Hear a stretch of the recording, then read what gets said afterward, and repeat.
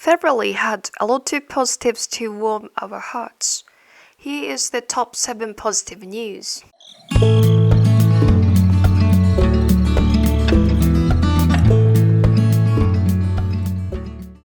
Number 7. Stray cats save a restaurant during the pandemic. There is a miniature railway-themed restaurant in downtown Osaka where customers can eat while looking at the miniature models displayed there. According to the restaurant owner, Naoki Teraoka, he went through financial difficulties and was actually thinking of closing his doors due to the influence of COVID. The unlikely heroes who turned things around were, surprisingly, stray cats.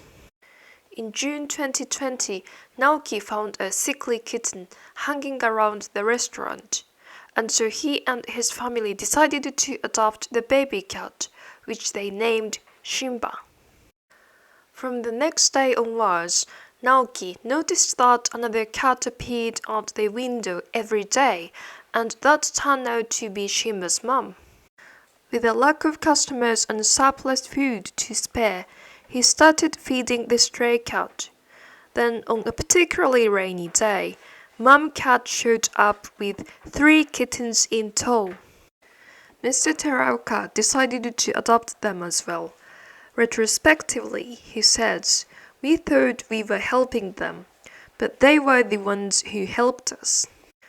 After his pictures of the cats chilling out on and around miniature models on Instagram went viral, popularity grew and cat lovers now flow in the restaurant from all over Japan. While dedicating himself to cat rescue activities, Mr. Teraoka is running the restaurant with 14 cats, including Shimba's family. Number 6. 80-year-old boy's original book has a years-long waitlist. 80-year-old Dylan Helbig in Idaho loves writing books, and he's been writing original books since he was 5 years old. When he finished the 81-page-long original comic book titled The Adventures of Dylan Helbig's Christmas, he wanted other children to read his work. And so Dylan went to the local library while hiding the book, and then secretly placed it on a shelf out of immediate sight of the librarians. Later on, a library staff member who discovered Dylan's book decided to add it to the library's collection. This book tells a story in which Dylan is decorating a Christmas tree when it suddenly explodes, and it magically transports him back to the year 1621. Reportedly, this book became the most popular book at that library and now has a years-long waitlist. Dylan already has plans for a sequel, and he told the reporter that his next book will be based on actual events. According to him, the title for it is The Jacket-Eating Closet. It will be very interesting to see what kind of story it is. Number 5. Volunteers keep on setting up soup kitchen amid COVID in Nepal. Since the outset of the COVID pandemic, the Jai Mahakal Youth Group has been continuously distributing free food to those struggling in different parts of the Kathmandu Valley.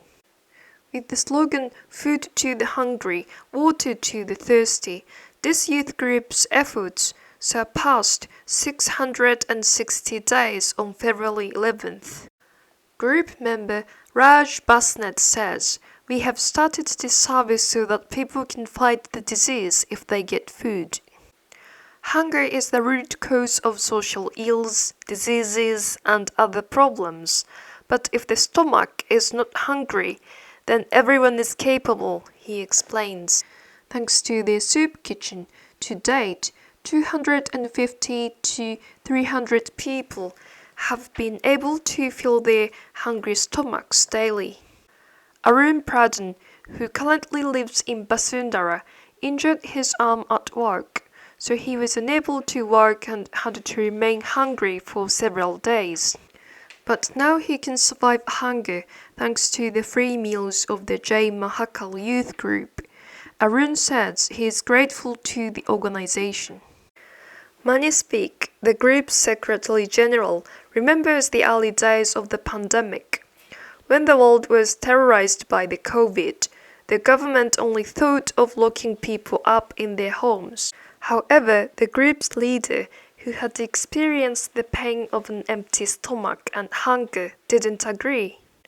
When he started giving food to the hungry using his own money, young people joined him. Manis added, in the wake of COVID, they felt both the fear of death and love for life.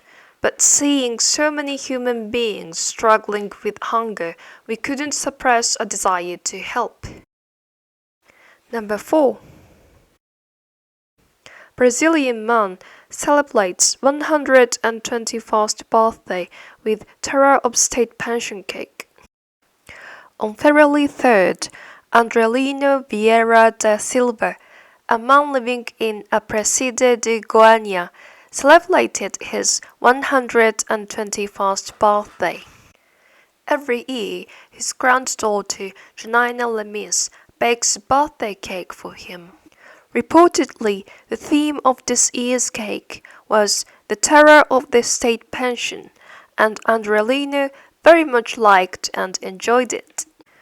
Andrelino was born in 1901, and after getting married, he had 7 children, 13 grandchildren, 16 great-grandchildren, and even a great-great-grandchild. Despite his age, Andrelino is very healthy and has a sharp mind, according to his family. He likes to cook his own food and be independent.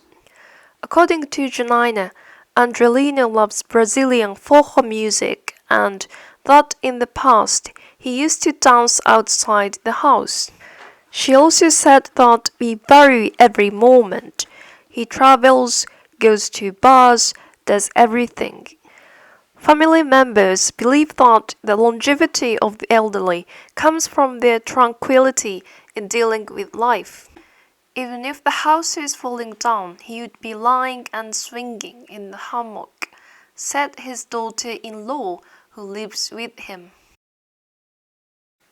Best wishes for Andrelino's health and longevity. Number 3.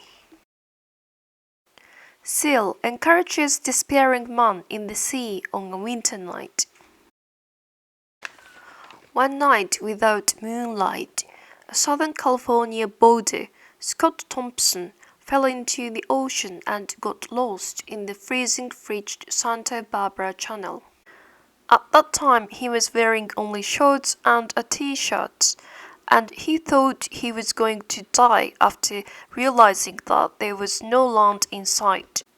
The boat motor continued operating without him.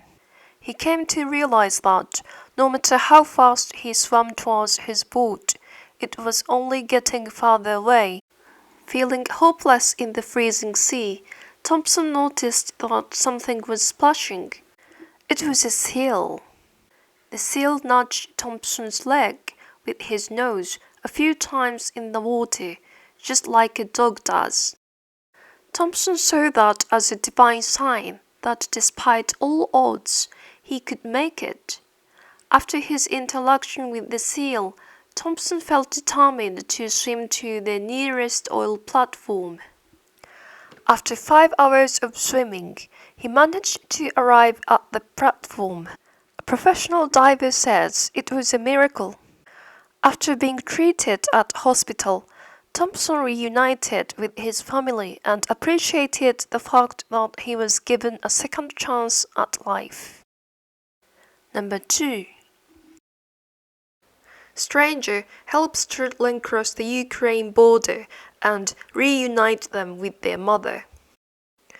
On 26 February, Natalia Ableeva crossed the border from a war-hit Ukraine to Hungary. What she was then entrusted with was, to her surprise, The two children of an unknown man. Under the mobilization decree, adult male Ukrainians can't escape the country.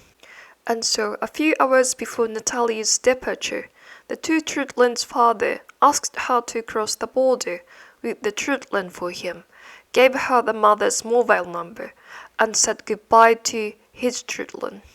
Natalia had also had to leave her own two grown-up children, one a policeman, one a nurse, behind, as neither were able to leave Ukraine at that time. As soon as Natalia crossed the border, holding the hands of two children she just met, the boy's mobile phone rang and their mother, Anna Semyuk, arrived. Anna hugged her son fiercely and rushed to her daughter, who was exhausted and wrapped in a pink blanket. Then Anna sank to Natalia. Reportedly, standing in the cold on the ground, the two women embraced for several minutes and started to cry. All I can say to my kids now is that everything will be all right, said Anna.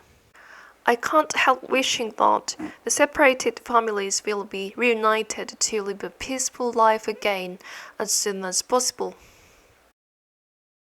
Number 1.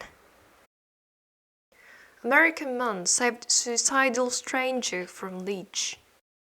One morning, on his way to drive his daughters to a basketball game, Joe Tui Anna happened to find a man climbing a fence to reach the other side of the barrier at a concrete ledge.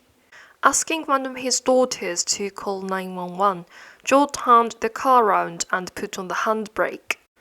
And then he moved at a slow and steady pace towards the man with his arms outstretched, repeating, "I love you, bruh," again and again, as he watched the man shake in fear. By doing so, Joe later explained, he was trying not to intimidate him, as he had been afraid that the man might jump off the ledge. After finding himself within arm's length of the man, Joe intuitively knew that the man was already not wanting to jump, and so Joe jumped up there, hauled the man over the fence, and fell to the pavement while embracing him. For the next 3 minutes, as they waited for fast responders to arrive, Joe held this man in his arms, just like one of his kids.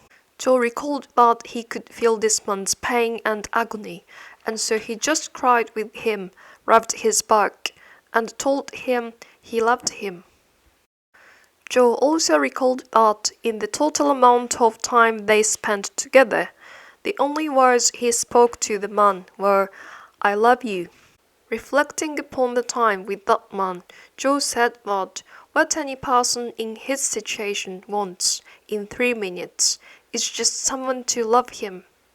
Later on, this man directly sent a message to Joe to express his deep gratitude, and reportedly they became friends. The man also let Joe know that he is okay now and prays to the Heavenly Father to help him and guide him along the right path. Thank you very much for watching this video. Please like and subscribe my channel.